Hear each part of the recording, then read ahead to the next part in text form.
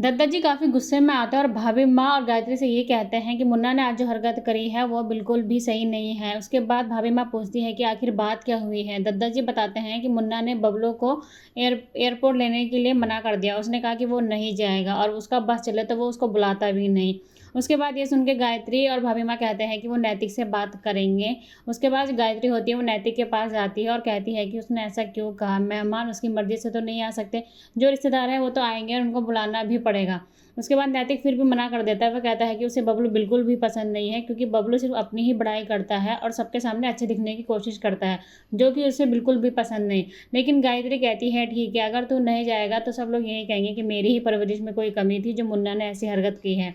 उसके बाद गायत्री जो होती है वो काफ़ी इमोशनल हो जाती है, तो मुन्ना यानी कि नैतिक जो होता है वो मान जाता है और वो कहता है कि ठीक है वो उसको लेकर आएगा। वहीं दूसरी तरफ अक्षरा जो होती है वो घर के काम सीख रही होती है। पहले तो वो सैलेड बनाना सीखती है। जब वो सैलेड काफ़ी अच्छा बना लेती है तो सभी घर वाले डिसाइड करते हैं कि जो ये अक्षरा ने सैलेड बनाया है ये नैतिक के घर दिया जाए, ताकि उन्हें भी पता चले कि अक्षरा काम करना सीख रही है। उसके बाद राशि या फिर उसके घर से फ़ोन आता है गायत्री को।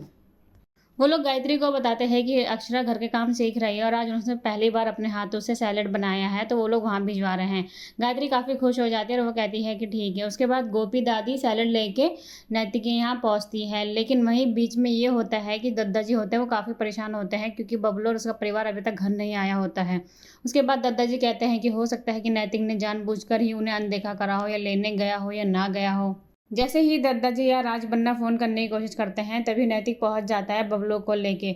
बबलू और कोई लड़का नहीं बल्कि ये वही है जिसका रिश्ता पहले अक्षरा के साथ तय हुआ था और जिसने मना करा था अक्षरा के लिए।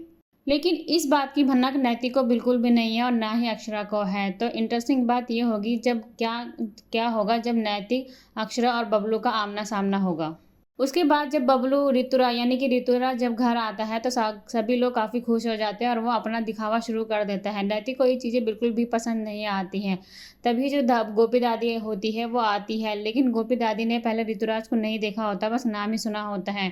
गोपी दादी को डाउट तो होता है लेकिन वो कुछ नहीं कहती। उसके बाद ऋतुराज होता है उनके पैर छूता है और सबके सामने ये दिखाने की कोशिश करता है कि वो कितना संस्कारी है।